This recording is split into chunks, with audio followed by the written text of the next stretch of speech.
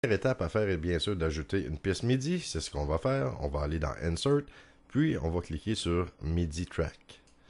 Alors voilà, ma piste MIDI est créée.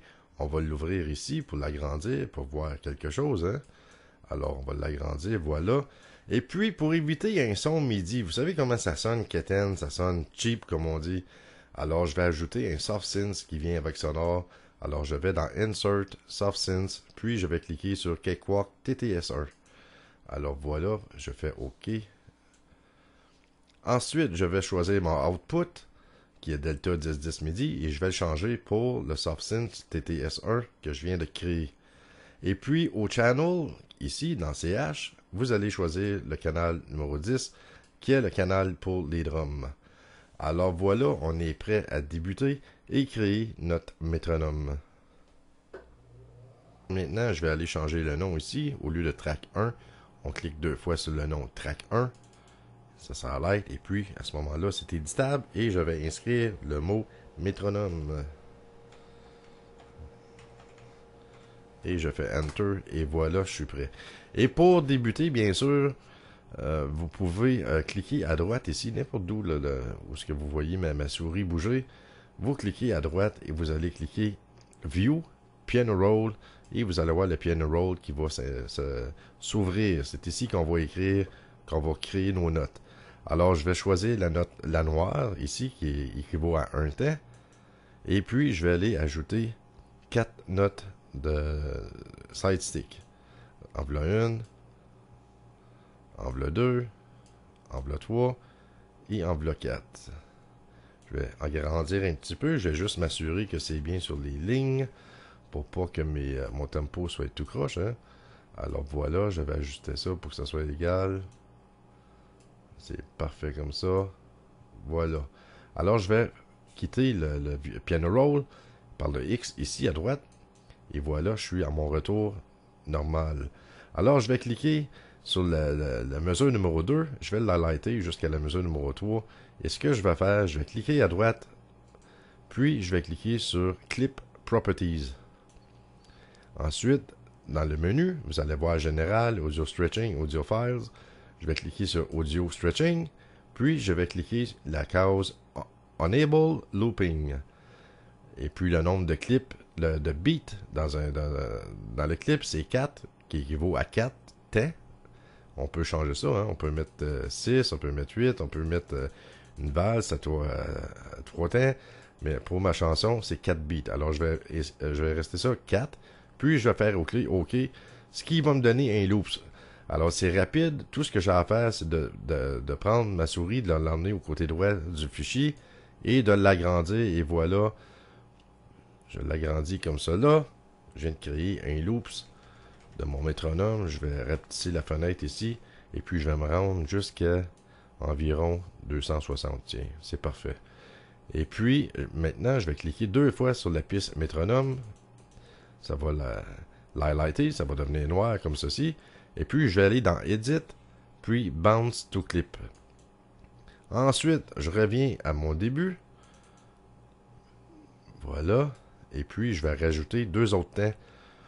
Un sur la mesure numéro 1, comme ça là. Et l'autre sur la mesure numéro 3. Pas la mesure, mais le temps numéro 3. Alors, j'ai un clic qui va apparaître au temps numéro 1. Au temps numéro 2, je n'aurai pas de son. Au numéro 3, je vais avoir un autre clic. Numéro 4, je n'aurai pas de son à nouveau. Et à partir du 2, à ce moment-là, ça va compter 1, 2, 3, 4, 1, 2, 3, 4, ainsi de suite jusqu'à la fin. Alors, on a notre métronome qui vient d'être créé rapidement. Et tout ce qu'il nous reste à faire, c'est de changer le tempo, de trouver le bon tempo. Ici à droite, vous pouvez changer ça, vous pouvez l'ajuster comme vous voulez. Vous pouvez mettre ça à 115, 110, vous pouvez aller à 90, il n'y a pas de limite. Alors, il vous suffit de trouver le bon tempo pour votre chanson. Bien sûr, j'ai oublié de vous mentionner tantôt, si on clique à droite, si on clique 2 fois sur la piste, vous allez voir le piano roll qui va s'ouvrir. Et à votre gauche, vous allez voir les notes de piano ou des notes de drum qui vont être bien indiquées. Ça, je vais vous montrer plus tard. Pour l'instant, cliquez sur les notes ici. Vous allez entendre le son normalement que ça va donner. Alors, ça vous donne une idée Puis, en ce moment-là, vous allez trouver le morceau qu'il vous faut. Si c'est un bass drum, un morceau de cymbale ou peu importe, vous allez voir les sons ici, là, ça va être très clair.